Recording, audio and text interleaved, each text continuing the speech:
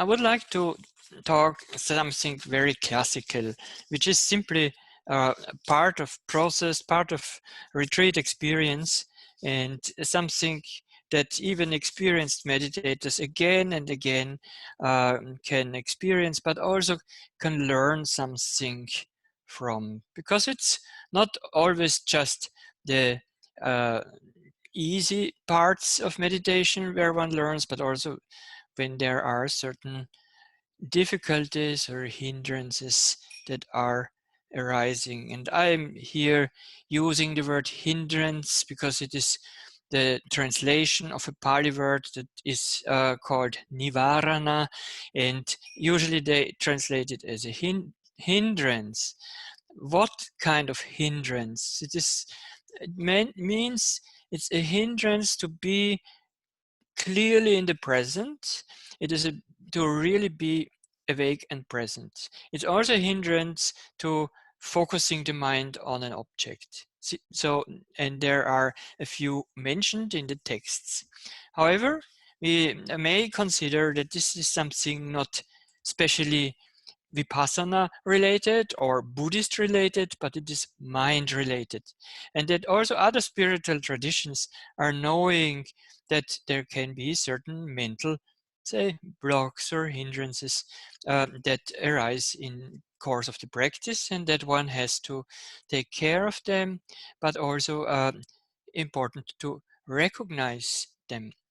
So, for example, the Christian desert fathers living 2000 years ago in Sinai would also write in some texts about what they call the demons. That we have to understand in a more I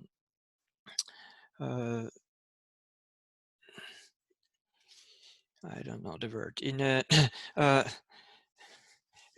in some symbolic way. Yeah? So they write, be wakeful regarding excessive eating and greed, and as well regarding the demon of fear and uncertainty. The midday demon of sleepiness comes every day after lunch, and the demon of pride rises up exactly then when you have conquered the other demons. So they call it the demons, demon of sleepiness in the early afternoon, or the demon of pride when you think, oh, now I really made it well, and we are not able to observe or know that there is pride, as it's necessary to know whatever arises in the mind. There's another quote that's a Buddhist quote from the Samyutta Nikaya. It's one of the old Buddhist text collections, where it is said like this: the mind is luminous, shining, clear, but it is clouded by visiting defilements. The mind is luminous, shining, clear, and through uprooting the visiting defilements, it is freed. The freedom of the mind, freedom of the heart, is by uprooting of visiting defilements. And here we have to see certain differences. What we speak about, the so-called nivarana or hindrance to the focused meditation and concentration, is something more gross. Still, we will find, and we can practice for a long time, still some other more subtle visiting defilements, as it's called, that are kind of influencing our hearts and minds and creating often just subtle kinds of mental suffering. And it's only through uprooting them that the mind is free of it. That is what is, in a way, the aim of all this practice. And it's a long-term aim, to uproot the defilements of the mind that make beings suffering, even in the subtlest way. So here, we don't speak about those, but we speak about the more gross ones that one can already observe in the first days of meditation retreat and also at many other instances. However, some of them will meet for a long time, and it's something about getting to know them, getting acquainted with them, and learn to be skillful with them. Now, I keep it hopefully relatively short today, but I want to start with this so-called 5 hindrances of, and I rather call it 5 how you say it, hurdles, something you can get over. Yeah, it's not a hindrance, it's something you can include and learn about, or also ways to grow with it. So it's a kind of I don't have the English word now. Herausforderung in German. Who can translate German? Challenge, that's the word. Challenge. It's 5 challenges, I would say. So, and there are beautiful, beautiful images that the texts give. And often one understands more through images than through words. So I would like to give images that is found in the texts for these 5. And let us just go through them. Most of you may anyway know them. One is Kama Chanda in the Pali language, and that means sense desire. The second is in the Pali language Vyapada, and this is translated as ill will, kind of aversion, ill will. The third we have spoken about already is Tina Mida, or translated as sloth and torpor, that kind of torpore, the kind of very low energy. Fourth is Udacha Kukucha, and these are 2 words, and one means restlessness and the second means worry, and they go together because worry is also something that can has a restless energy and never-ending energy. And the last is Vichikiccha in the Pali language, and it means doubt. It means especially skeptical doubt. Okay, so one by one, shortly, going through them shortly. And important is just to know that when we recognize these states, that we know, oh, this is something that meditators since old ages have experienced. It's something very, very human. And it is not something that we have to exclude from our experience or think this is not meditation, but rather include them and see, what's going on? Here is sense desire. And just acknowledging this is a moment of mindfulness. Now, the images that are given is twofold. One series of images in the text is the image of a pot with water. It's filled with water, and usually in India and also in Thailand, they have these big water pots, and sometimes even some plants, lotuses or something, are growing there. So imagine some big water pot. They have it in front of the house or on the terrace or wherever.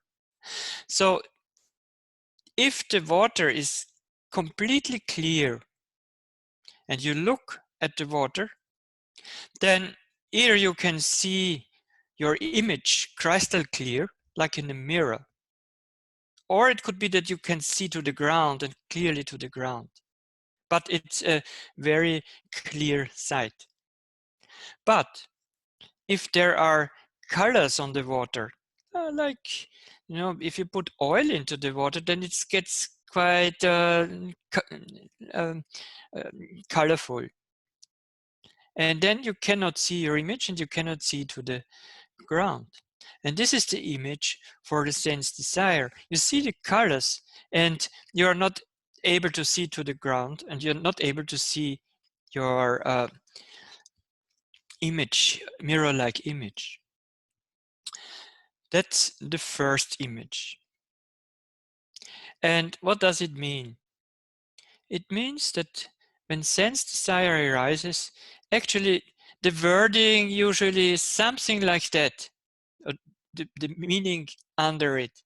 It would say, like when the mind says, if I would have this, I would be happy. That's it. If I would have this, I would be happy. And that can be many things. It could be some kind of food. It could be being together with a certain person, but we are separated of this person.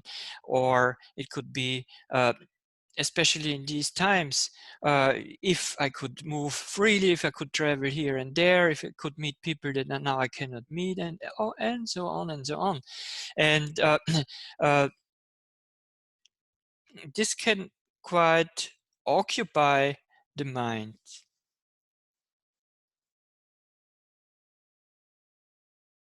And we just had this short conversation with my partner when we said, well, when we can travel again, then where could we go? Oh, we have this friend near Berlin, has a little house there. And okay, we could go to his little house. He's also meditating. We could meditate a bit or have a nice walk in the wood there because there's a wood nearby. And then, this goes on. Oh, really, this would be really nice. And it would be nice. And I think all of you have thoughts like that. It's very, very natural. And there's nothing bad about it, not at all. Actually, even if we have such ideas that are more of some sensual kind, or of missing a certain kind of food, or whatever.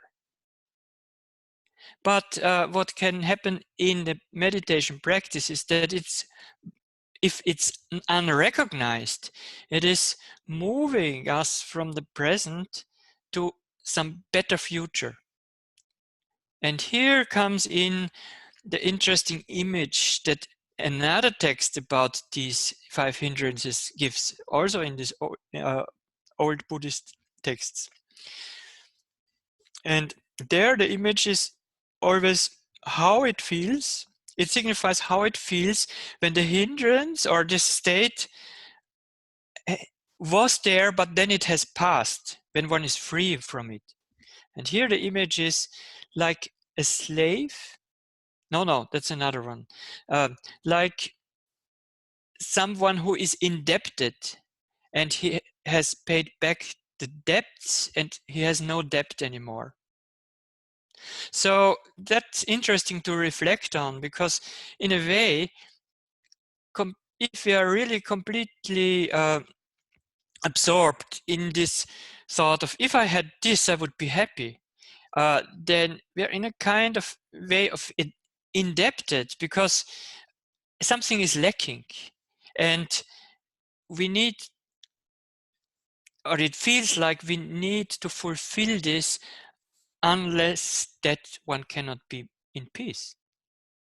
And the interesting thing is, and that I would like to suggest also to observe in your meditation practice or during the day, there might be phases where there is this, if I could have this, or even some images in the meditation where you start, I don't know, maybe creating something in your garden, or what you can do with, how you can put the furniture in a nice way, or things like that.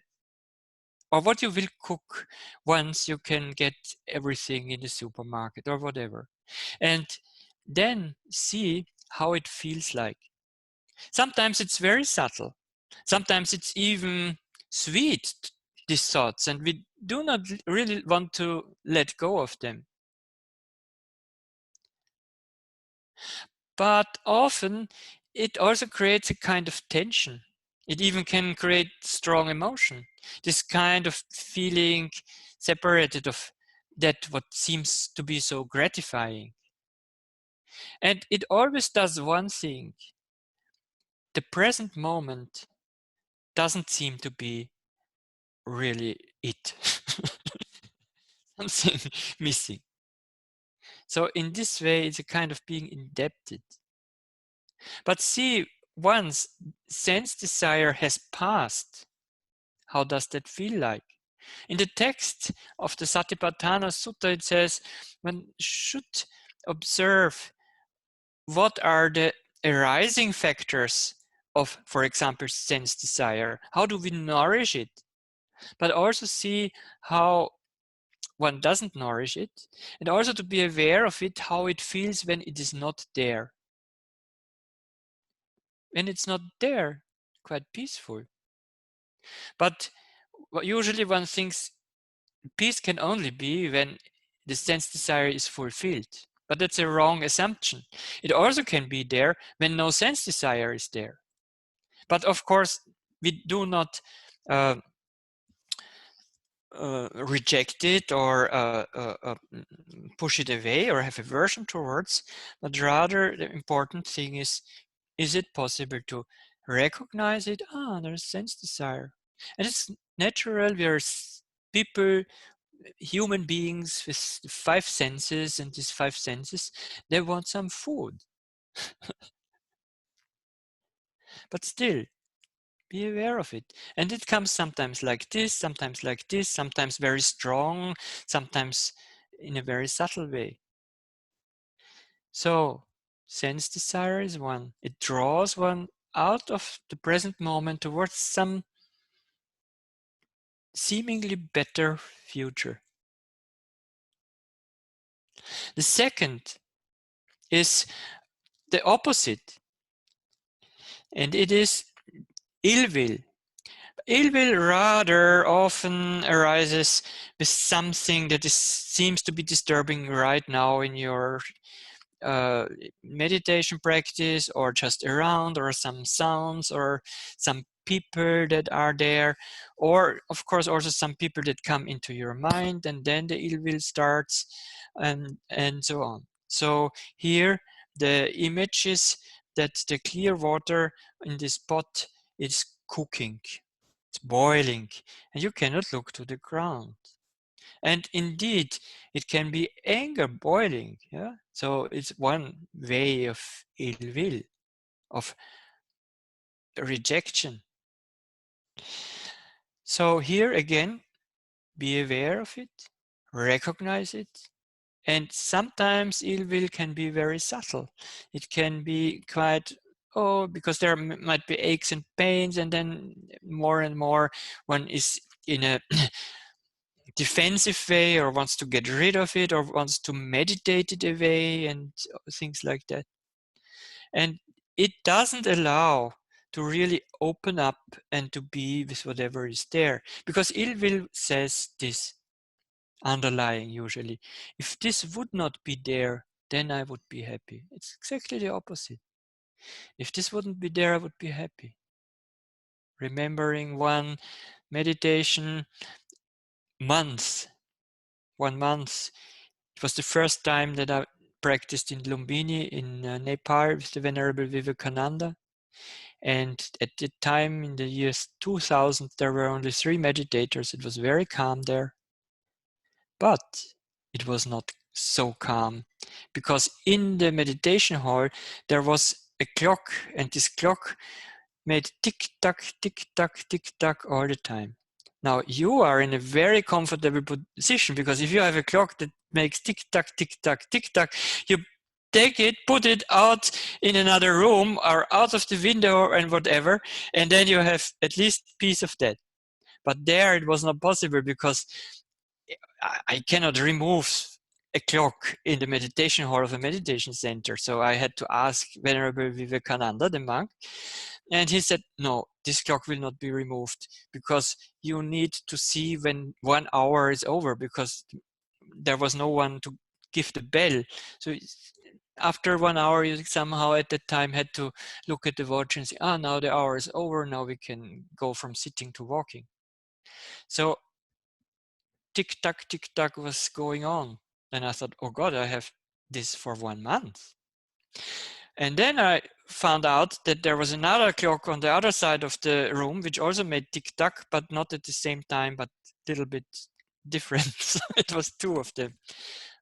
And then this aversion just for this sound grew so big.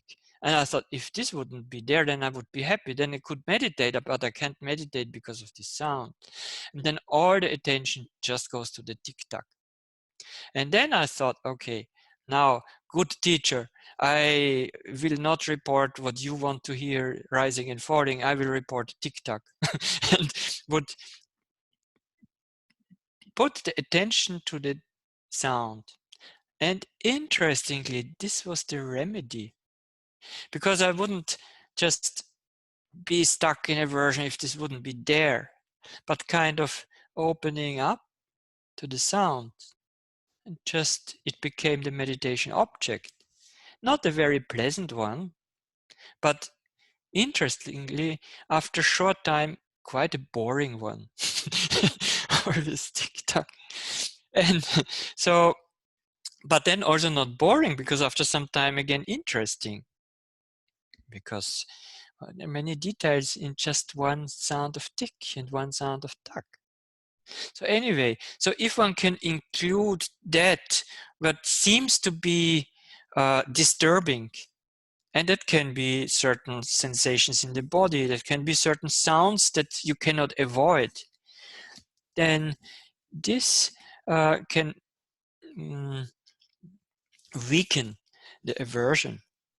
And finally, we can arrive in the present moment as it is, even with maybe this one or another unpleasant sense impression. So that would be a possibility. And so the image for the person that is freed from ill will is given in the text as a person that has been sick and now is cured of the sickness. And I thought, why is it that? Am I sick when I don't like the sound of tick-tock? But it probably has to do with, if there is a lot of anger and aversion, that's not really probably healthy. It can make one in a way sick, make sick. So how does it feel to be healthy again? So again here, if you find out there are certain ways of avoiding or wanting to push away, or even more than that, first thing is acknowledge it. If this wouldn't be, I would be happy. I want to get rid of something. And then rather turning the attention to this process of not wanting or of pushing away, rather than getting caught in the content. Softening a bit. And there are also in texts given antidotes to those states, and it's not always something that you have to apply immediately, but rather on a long-term basis. And it is what is called to create wholesome resources. And if a person has a lot of ill will, a lot of aversion against this and that, and other people and so on, then metta, the practice of loving kindness, can kind of balance it, or give the opportunity to create more and more the opposite state. And that can have an impact on the long run. Now,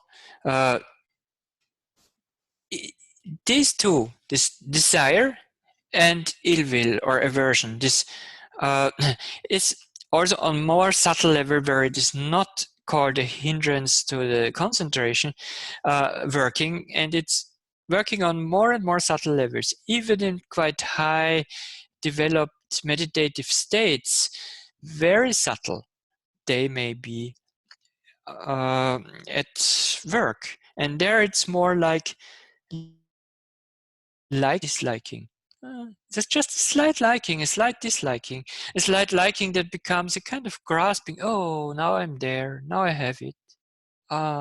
this beautiful joy or calmness or clarity or whatever.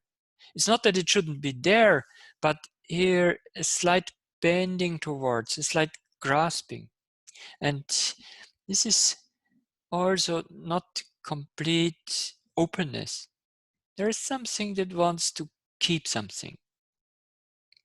So I don't call it a nivarana or a hindrance, but it is still blocking the progress. And there are meditators who are sometimes having quite interesting, even unusual experiences, or very wholesome experiences, but trying to kind of grasp them, and this over the long run can block. So coming back to the 5 so-called challenges or hindrances, I'm going now to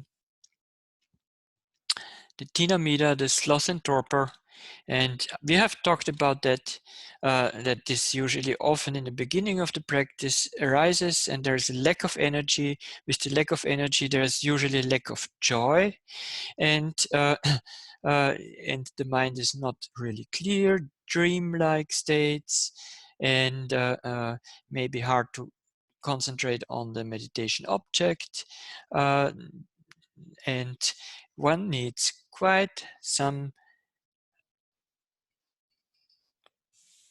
I'd say, some patience with it and with oneself. It is said in some texts that an antidote would be to work on clear cognition. And what can that mean, clear cognition? It could mean that one would choose the most easily and strongest available object and see if at least this one can see as clearly as possible. For example, something that is a strong sensation, a contact with the floor or whatever. However, uh, also helpful can be to do some standing meditation or to open the eyes. So actually, it's interesting how to balance the postures. Sitting meditation is rather helpful for certain concentration and calming down. For rising the energy, standing meditation can be good. Even longer standing meditations. I had some time where again and again there was very low energy in the practice, and then doing some prolonged standing meditation, could be even half an hour or so, and then sit. It was with the time rising the energy. On the other hand, I would sometimes observe doing too much standing meditation, the energy was too much. It was good to sit down. Walking can raise the energy, especially a little bit faster walking. But there, because one says in the walking meditation, there is a twofold energy. The energy to move the body, but also the energy to focus the mind on what one is doing. It is a physical and a mental energy. And then lying down, well, usually this is not helping against Tinamida. Unless you're really, really, really tired, you tried everything. And even the Buddha in one discourse said, oh, you have tried everything what I told you, like opening the eyes, like pulling your earlobes, like walking back and forth. If all this didn't help, okay, then lie down and have some rest. And then, of course, maybe that may help. Anyway, the fourth one is Udacha Kukucha, or restlessness and worry. And this is quite a complex one because it can have so many different reasons. Oh, I have forgot to say to show the image of Tinamida. The image is water pot with algae on it. This green something algae you cannot see to the ground. And the image of being freed from it is the image of a prisoner behind bars. Yeah? He cannot get out. And then he will be freed and he can get out. And this is something how it sometimes feels with this sloth and torpor and low energy. And it feels like sometimes like one is imprisoned in that state. And then when it passes away, you can move on. Now, the fourth one, the restlessness and worry. There is one image is the water on the pot. It is whipped by the wind. It's no calm water. It's whipped and again whipped and whipped and whipped. I just was preparing something outside now on a table in a small garden. And then the wind came and all these papers were here and there and here and there, and I had to gather them. And somehow the mind is like this. Oh, it's going here, it's going there, it's going there. It could be that generally there is too much energy and too little focusedness. And this too much energy is not really directed. And so it kind of reinforces itself. For example, sitting and then thinking, oh, I'm not sitting perfect. I should sit different. And then you sit somehow different. And then you feel it and then, oh, it's still not perfect. And then moving, and it can go on like that. Or I know of meditators who sit at one part of the room, start sitting, and then feel, oh no, that's the wrong place. I would meditate better if I would sit on that other place. And then moving the cushion, go to that other place.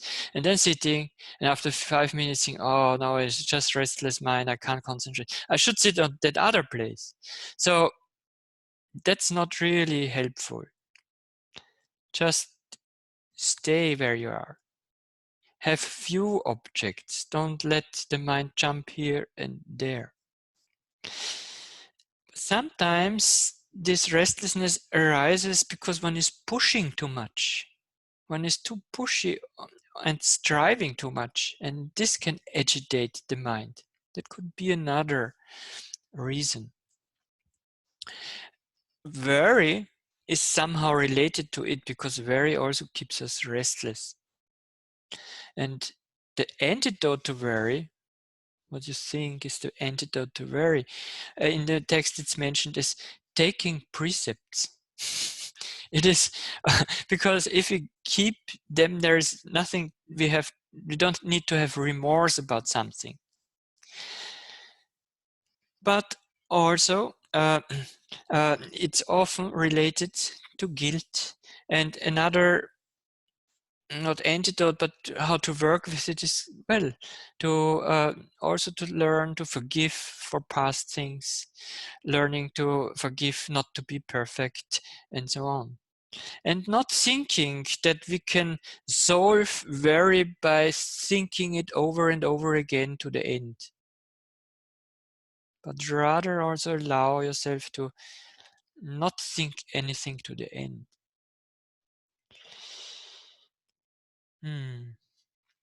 So,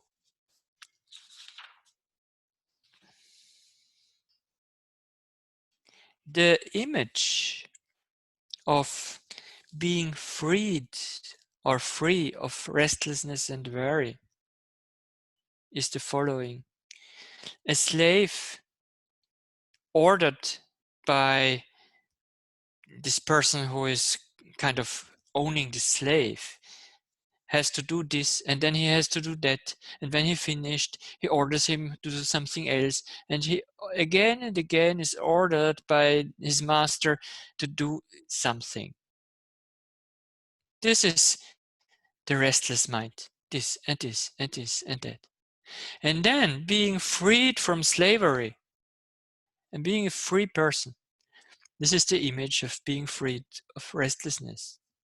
A mind that is free of being pushed here and there and here and there. I think another antidote to restlessness is one is to restrain the senses a bit and not to let them go excessively here and there, but rather to just what you're right doing there. Another one is to sometimes step back. It's not an easy one, but I do that sometimes when I feel too much energy. I would like to jump. I would like to walk onto a mountain, but not sit here. And it's quite an unease and quite an unpleasant energy. And rather just opening up to that energy. How does that feel like? This unease, this wanting to do something. How does it feel in the body?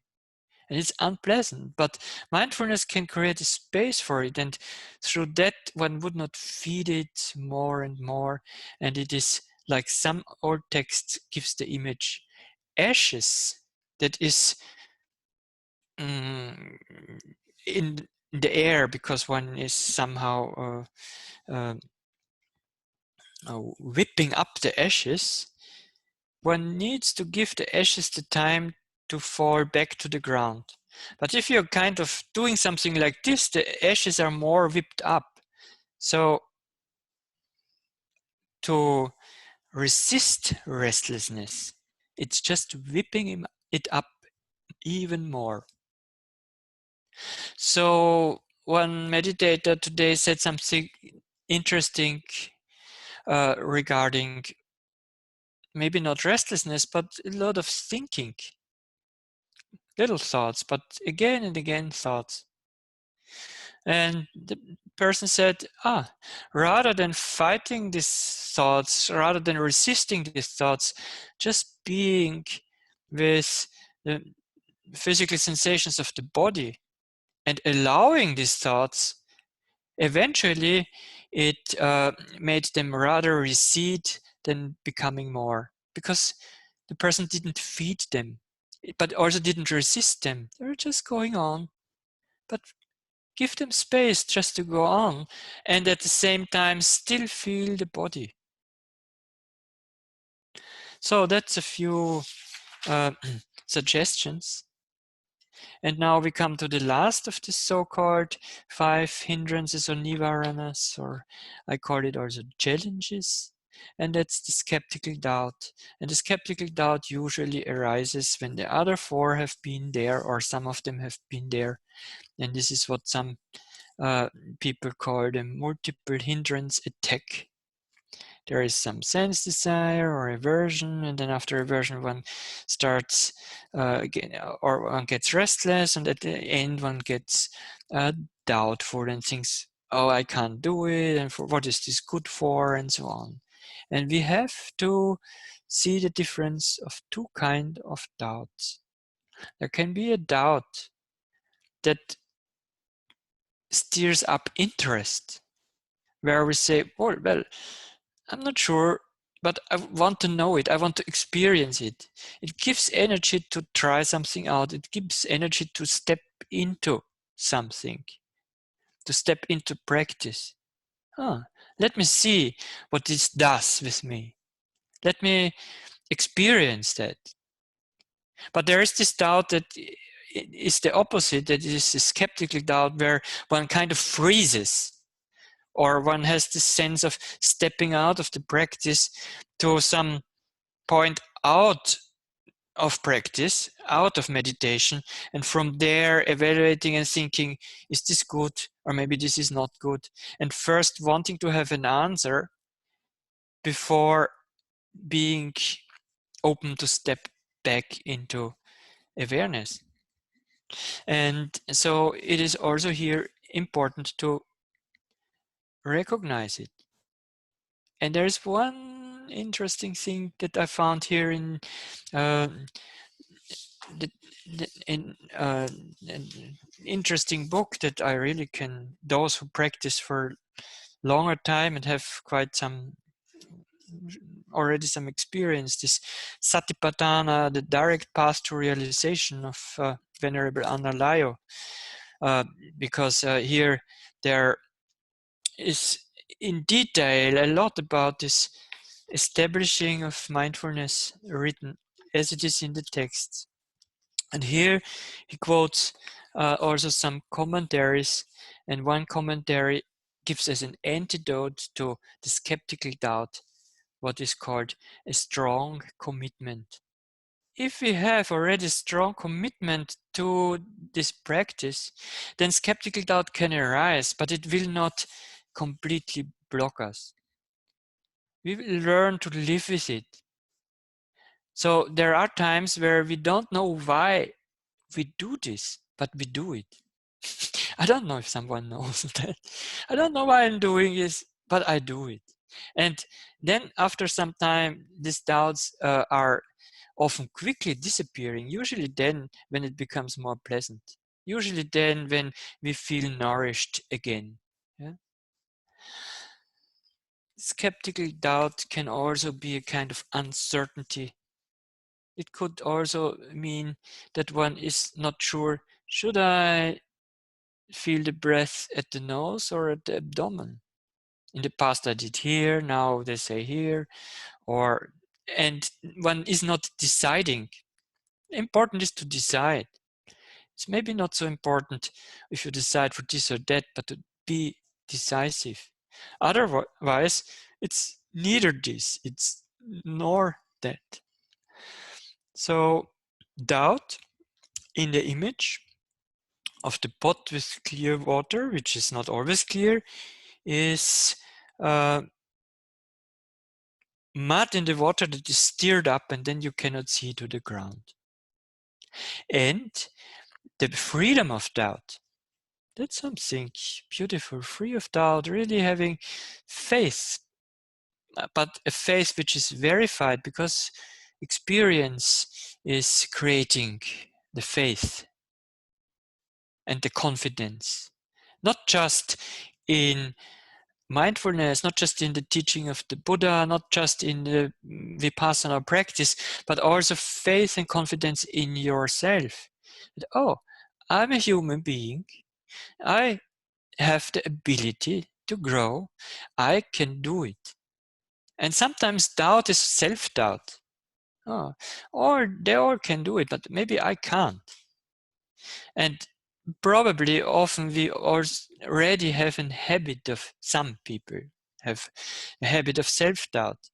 Others have rather the opposite. They think they are better than they are.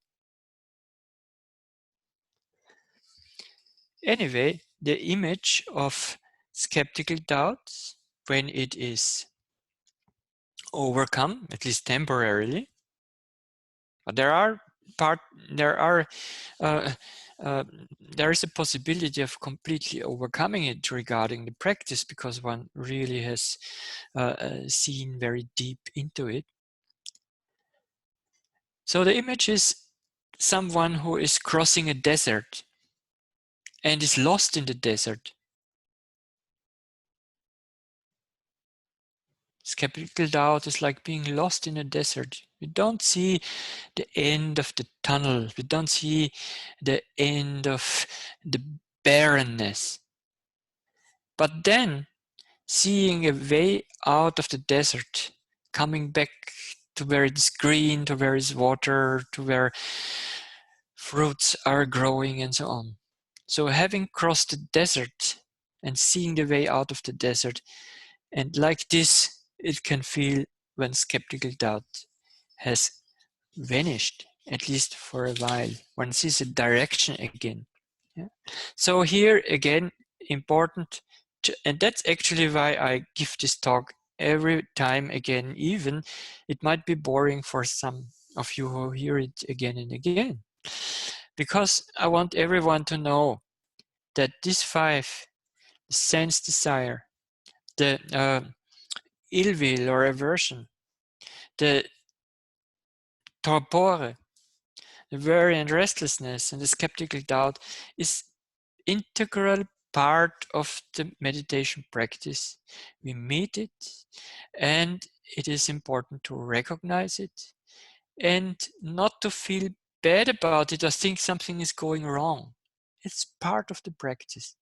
And the interesting thing is just see the difference of taking it personally or being completely involved in it, or at least seeing, to put it in a context. Just putting it in a context makes a different, it feels different.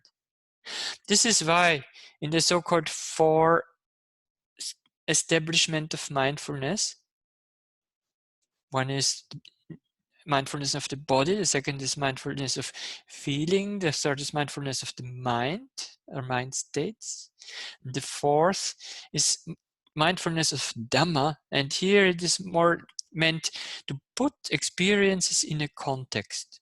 So it's something more than just direct observation. It's we observe, we acknowledge, but we put it in a context. And putting it in the context of saying, that's one of those so-called 5 nivaranas. I'm caught in sense desire. I'm caught in ill will. I'm caught in this torpore or whatever. It already makes a difference. We don't think anymore it shouldn't be.